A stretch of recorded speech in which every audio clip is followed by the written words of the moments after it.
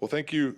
Today I'm here along with the Premier, Mr. Sawney, and we will be providing an update on the flood situation in Wood Buffalo and Mackenzie County and information on new supports available for evacuees.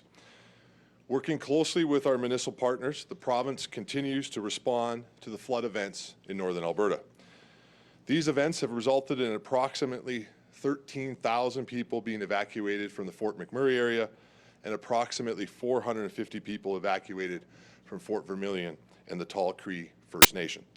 In response to this emergency, we have seen shining examples of what makes these communities strong, folks looking out for each other and neighbors helping neighbors.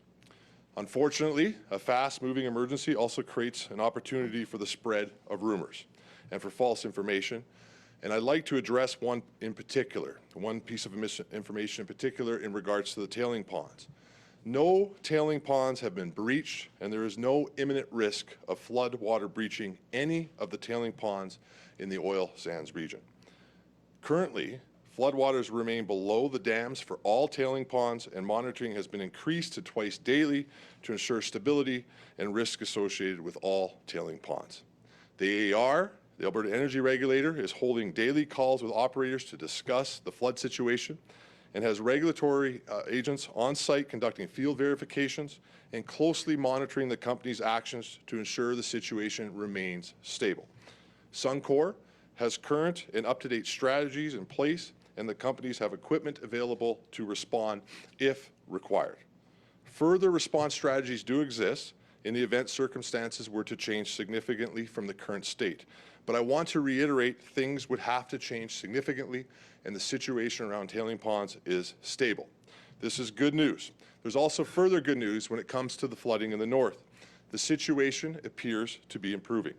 Alberta Environment River Forecast Center's report that water levels within the jam are dropping. In fact, the water level gauge located within the jam by Highway 63 bridge has shown a drop in the Athabasca River by ½ a meter since last night. They have also observed that 4 kilometers of the ice jam melted away overnight. We know that the ice jam is showing some movement this morning, so things are looking up.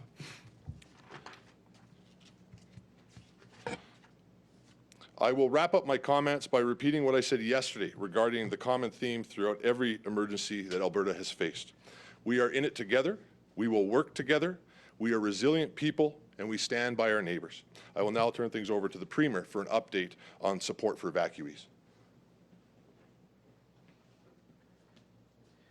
Thank you, Jason, and I'm also pleased to be here with the Minister for Community and Social Services, Rajan Sawhney, as well as the Executive Director of the Alberta Emergency Management Agency, Shane Schreiber. And thank you, Jason, for that update. We continue to be in hour-by-hour contact with officials in Wood Buffalo and Mackenzie County, both with Mayor Don Scott in Fort McMurray and Mackenzie County Reeve Josh Knelson, and the Provincial Operations Centre of the Alberta Emergency Management Agency is working very closely with the local emergency management personnel. We are encouraged to see the ice jams are beginning to clear on both the Athabasca and the Peace Rivers, and that water volumes are starting to go down, and are hopeful that in the next 48 to 72 hours, we'll see a significant abatement of the flood conditions in both Fort McMurray, Fort Vermilion, and elsewhere. So I would like to commend all of the first responders, all of the emergency personnel, and others who have been working around the clock, as we saw in Fort McMurray on Monday, to keep people safe. And our hearts go out to all of those whose homes or businesses have been affected by these floods. As I said in Fort McMurray earlier this week, it's just unthinkable that some of the folks who've just rebuilt their homes over the past 4 years, following the terrible wildfires of 2016, now see those very same homes, in some cases, underwater. And people whose life savings are tied up in their businesses to see those businesses partly underwater in those communities at a time that was already incredibly challenging with the economic adversity plus the pandemic. It is just too much for, I think, some people to bear. But we want them to know that the government and the people of Alberta stand with them, and we are providing every possible support to them. That is why I am here today to announce that the Government of Alberta will be extending emergency evacuation cash payments to evacuees from the northern floods in the amount of $1,250 for adults and $500 for minors under the age of 18. We estimate that this will represent a emergency cash payments for a 1-week installment of $11.7 million. Those payments will be available for application through My Alberta starting this upcoming Monday. And as in the past, as we've done with wildfire and flood situations for emergency evacuation payments, those will be automatic electronic transfers so that people can get that cash in hand just as quick as possible to cover some of the essential costs of living while they're dealing with all of the displacement and the challenges of living as evacuees. I should underscore that these folks generally have been housed in local hotels. Many folks from the Fort McMurray evacuation have been put into hotels in the south side of town. I understand that those hotels are now full, and then some people are being offered hotel space further south, including in Edmonton. And the regional municipality of Wood Buffalo is covering the initial costs. In due course, we will work out provincial cost sharing with Wood Buffalo in the emergency response. And as I indicated to Mayor Scott, we believe that given the 1-in-100-year nature of this disaster, that it will qualify for the Alberta Disaster Recovery Program. So as I say, the province will be there in a very real way.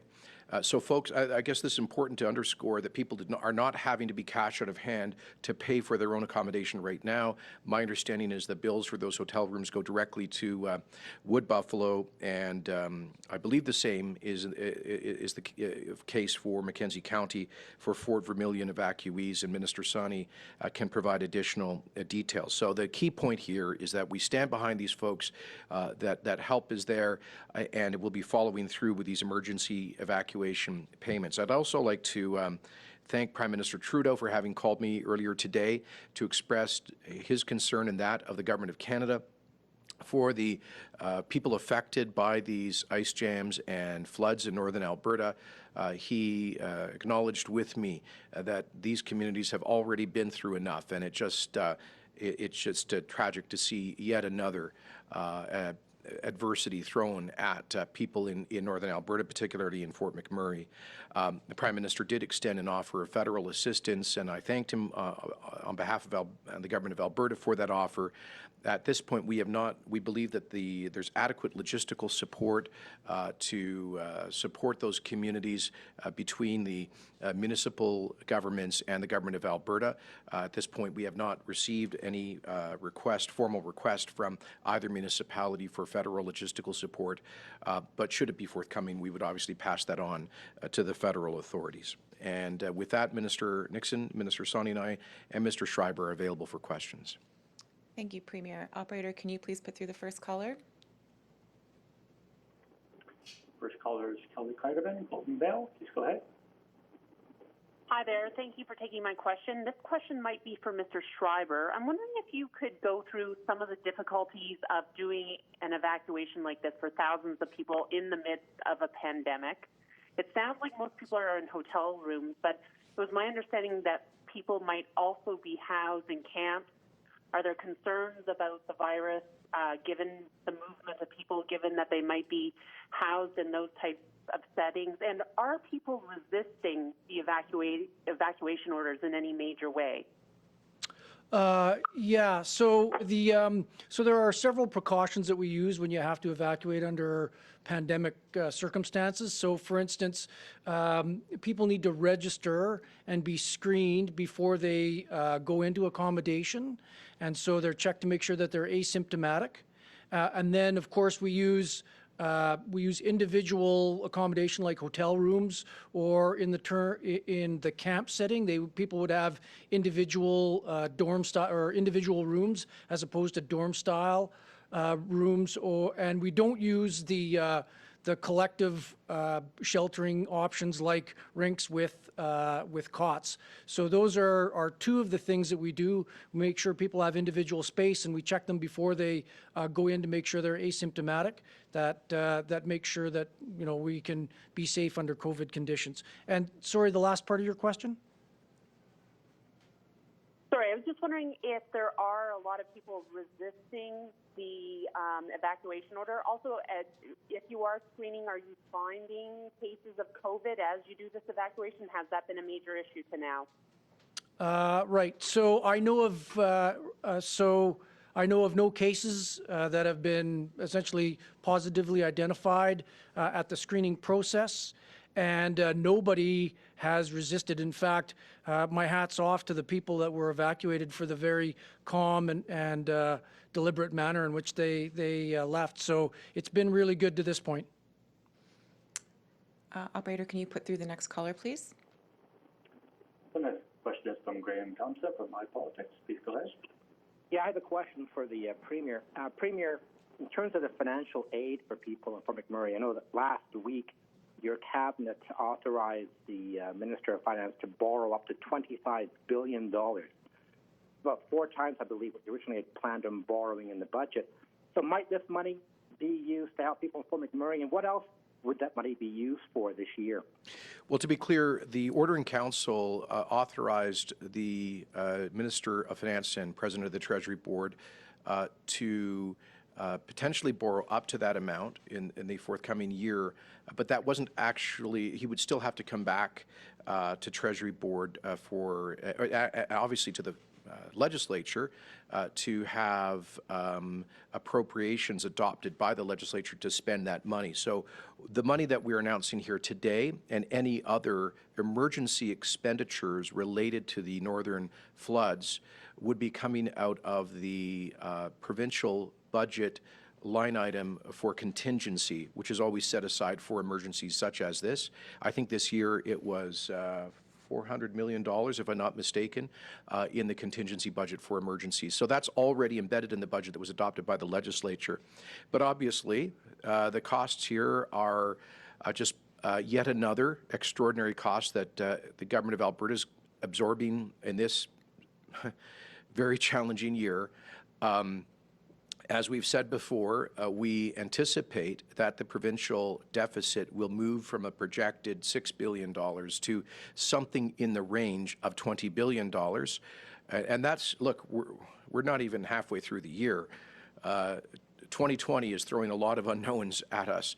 That's our current best estimate. The finance minister will be providing a fiscal update to Albertans through the legislature this summer, as soon as we can get the legislature back to a regular business cycle. And we hope to have I anticipate there will be a summer session to make up for lost time this spring. And I've asked the Minister Tays to prepare a fiscal update.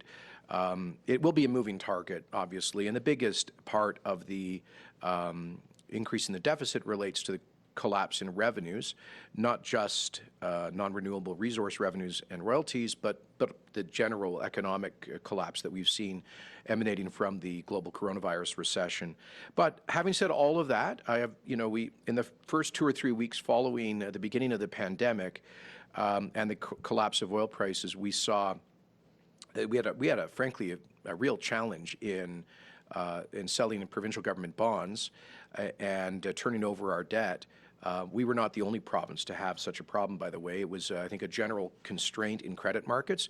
But I'm pleased to report that we're now, I think, the credit markets have unfrozen, and we've been able to sell bonds and to develop a cash reserve for the balance of the year because of all of these exigent circumstances, including the floods now. Operator, can you please put through the next caller? The next question is from Heather Euros, Global News. Please go ahead. Hi there. Yes, thanks for taking my question. If you could just elaborate a little bit on what, Mr. Premier, what you mentioned on Twitter yesterday about Dr. Hinshaw relaxing public health orders for the municipality, and when will the community be receiving those masks? Sure. Well, Dr. Hinshaw will be available to answer questions on that later today. In terms of receiving masks, I'll invite Mr. Schreiber because he oversees the Provincial Operations Centre, which is distributing PPE across the province, including to emergency responders dealing with the floods. So,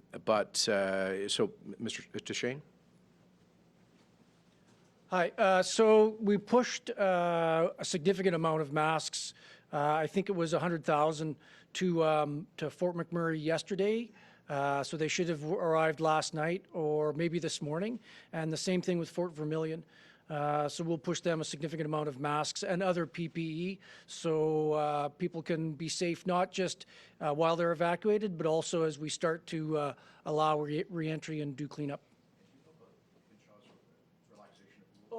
Yeah. So so Dr. Hinshaw, because of the volunteers working to sandbag in some of the areas that are being affected by the flooding, because they have to be closer together than the social distancing recommended, Dr. Hinshaw essentially gave a waiver for them to be closer together, and also, again, we're going to get them protective equipment so that the risk is reduced. Operator, can you please put through the next caller? The next question is from Lisa Johnson, Post Media. Please go ahead.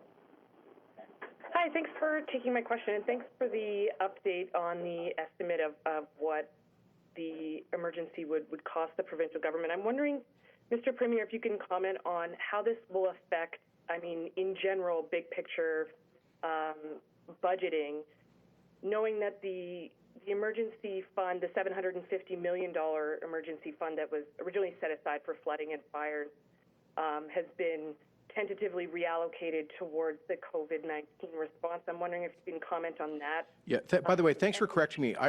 You're right. It's $750 million that was set aside for contingencies such as this in the budget, not $400 million. I was thinking about the previous year. We actually did increase the amount in this year's budget because there has been a tendency for years and years for Alberta to significantly overshoot our emergency response spending in terms of what versus what had been budgeted. So you're right, it is $750 million. Now, you may recall that the legislature, we did propose and the legislature adopted an additional $500 million in funding for Alberta Health Services to deal with the COVID-19 pandemic. And we did that just a few weeks ago as the pandemic was starting to spread here in Alberta. And we made it clear to Alberta Health and other departments involved in the pandemic response that they just need to let the government know if and when they need additional resources. To be honest, we do not yet have clear estimates on how much the pandemic response is going to cost overall because we're still right in the middle of it. So we're just dealing with the emergency on a day-by-day basis, but obviously the $500 million injection into the health budget has helped a lot. In terms of the floods, we don't have, it's really too early to come up with an accurate estimate on costs. When I was up in Fort McMurray the other day, municipal officials were saying they thought it would be, the response would be at least north of $30 million based on previous experiences, and that's just the emergency response. Then there will be the need for rebuild, and as I've said, we believe that the criteria have been triggered for us to bring in the disaster recovery program, whereby the provincial government would provide some financial support for recovery costs for critical public infrastructure and non-insured private infrastructure up to a certain amount. We would then turn to the Government of Canada through the disaster financial arrangements, disaster financial assistance arrangements, and they would provide some cost sharing as well. So there are well-developed protocols for cost sharing between municipalities, the provincial and federal governments in response to a situation like this. Given the gravity of the flood, at least the one in Wood Buffalo, it's estimated by the river experts to be a 1 in a 100-year event, so it would certainly qualify in principle for the disaster recovery program. So it's too early to say how much this is all going to cost, but This is a unprecedented year in many ways, one of which will be the fiscal reckoning at the end of it all. Operator, can you please put through the next caller? The next question is from Brian Rashok, TSN. Please go ahead.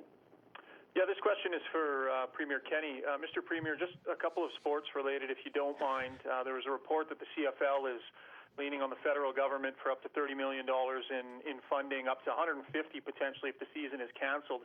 If I could just get your thoughts on two businesses, high profile in the province, and the Stampeders and the Eskimos, and their need for some federal help. And then also, if there's been any more contact with either the National Hockey League or specifically the Edmonton Oilers about starting to take a look to see what might be feasible towards the end of summer as far as Edmonton hosting some hockey. Well, first of all, the Canadian Football League is an important national institution, and the Esks and Stamps are important Alberta institutions. A lot of Albertans would say the Saskatchewan Rough Riders are too, by the way. And so I certainly am sympathetic to the request from the Canadian Football League. We want the league to come out of this as a vibrant part of Canada's sports life. And so I wasn't aware of their request, but I'll take a look at that. And I have not personally received any communications from the Stamps or the Eskimos, but we'd be happy to reach out to them and see how they're coping through this, because obviously the season this year is going to be at least somehow compromised. On the question of the NHL, as you know, I did have a conversation with Commissioner Bettman about a week ago, and it was a general conversation about the potential for Alberta to host some games to wrap up this year's NHL season. I think the league wants to award a cup this year, and if we could do that safely in Alberta, I think that would be awesome. We'd have to make sure that all of the health protocols are followed very rigorously, and given the professionalism and the resources of the league, I'm confident they could come forward with a detailed proposal that for consideration by our public health officials. We have not yet received such a detailed proposal. I have not had any further discussions with the NHL since last week. My office continues to be in touch with the Edmonton Oilers, however, and I think conversations continue between them and the league. Operator, can you please put through the next caller? The next question is from Kenny Triton, Fix FM. Please go ahead. Thank you for taking my question. Good afternoon, Mr. Premier. A couple of questions here. You were talking about the disaster relief fund for the Fort McMurray Wood Buffalo area. Question number one, would any type of relief under that program be available for the Mackenzie region? And also, in terms of oil prices, given your experience and what you've seen in the past, given the glutton of supply out there, when do you think that the supply and demand curves will get a little closer to each other, given the fact that the market's flooded right now? Sure. On the first question, I have not yet received an assessment about the Mackenzie County floods in historical terms, or whether I've not yet received technical advice on whether the situation around Fort Vermilion, would qualify for the disaster recovery program. I did speak to Reeve Knelson and his chief administrative officer on Sunday night, I believe it was, or Monday night, and frankly, they're just so focused on emergency response that we haven't really talked about future potential recovery costs. But listen, obviously, if for Mackenzie County's flood qualifies, then we will include them in the disaster recovery program to provide provincial financial support. On the second question about energy markets, as you know, we continue to see extraordinarily low prices.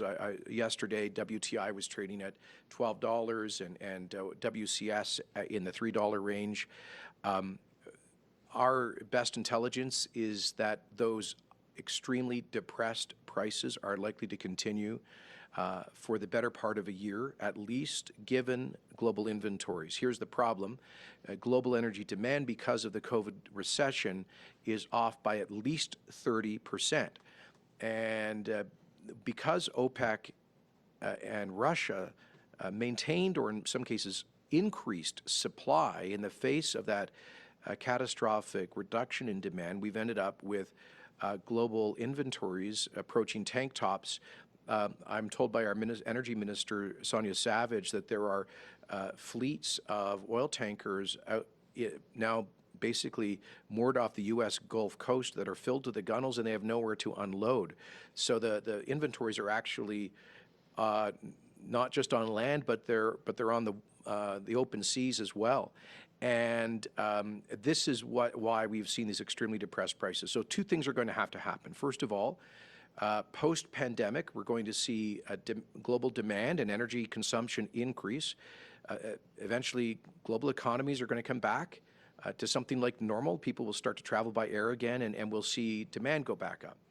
And then secondly, we are seeing a significant reduction in supply now. There's the 9.7 million barrels per day of reduced production that was announced by OPEC Plus 2 weeks ago.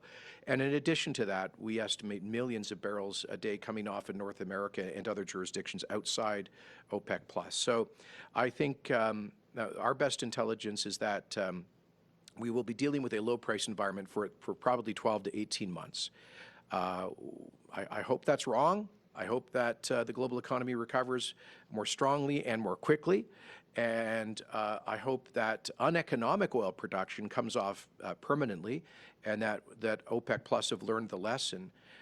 And I think there is light at the end of the tunnel for Canada and for Alberta in all of this, because our oil sands in particular are much more capital efficient than U.S. shale. Because they have to constantly drill and spend money on exploration just to be able to produce, whereas the oil sands are long-lasting reservoirs and assets. Once you build them, you can produce for 20 or 30 years. So we believe that we're going to survive through this and come out stronger at the other end of it, but that may take 18 months or so. Okay, we have time for two more. Operator, can you please put through the next question? The next question is from Tom Bergen, Global News. Please go ahead. Hi, Premier. I want to build on that last question. In your conversations with the Prime Minister, has there been any more movement on federal support for oil and gas companies? You've said in the past that more liquidity is needed.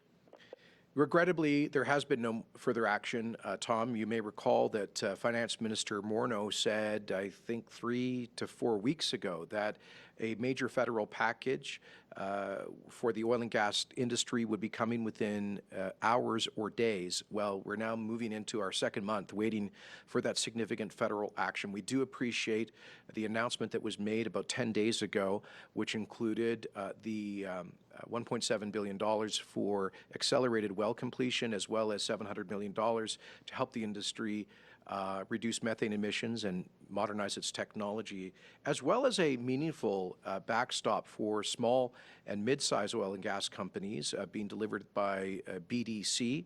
And we estimate that backstop may have a value of several $billion, and that is helpful.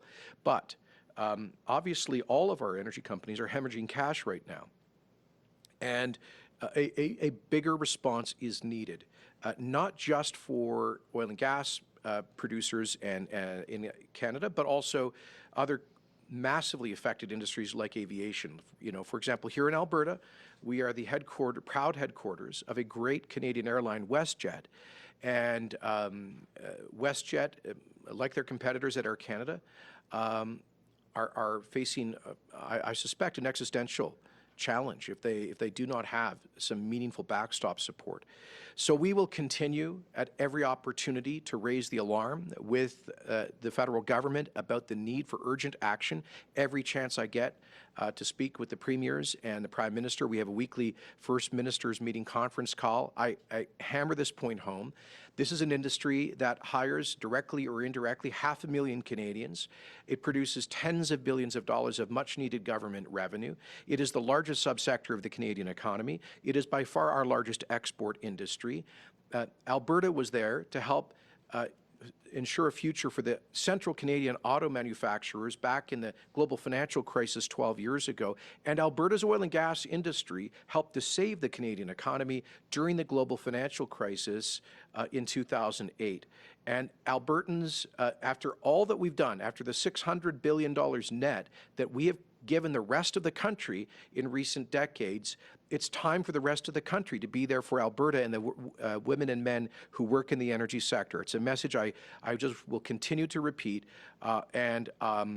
I don't know what the holdup is, to be honest with you, Tom, and I think Albertans are starting to lose patience. We need to see action to help save our largest industry for another day. All right, we have time for one more. Operator, can you please put through the last caller? Next question is from Carol Ryan, Global News. Please go ahead. Hi there. Sorry, Premier, I'm just looking for some clarification. Are you saying that you're not sure yet if the folks in Fort Vermilion qualify for the emergency financial cash? And the second question, Minister Nixon, you spoke about an update on the jam in the Wood Buffalo area. Can we get an update on the jam in the Peace River? Sure. So on the first question, let me be absolutely clear. The folks who have had to evacuate Fort Vermilion and parts of Mackenzie County, all of them will qualify for the emergency evacuation payments of $1,250 per adult and $500 for those who are under the age of 18. They can apply at Your Alberta for those payments next Monday, and they can receive electronic transfers. So all of the roughly 450 evacuees in Mackenzie County will benefit from those payments. I was referring to a totally different program. It's called the Disaster Recovery Program, and that is provincial financial support for the post-emergency phase, when people have to rebuild some of the infrastructure, perhaps houses and businesses. That's a program that provides funding support for critical public infrastructure that might be owned by the municipality, for example, and for uninsured private property up to a certain amount.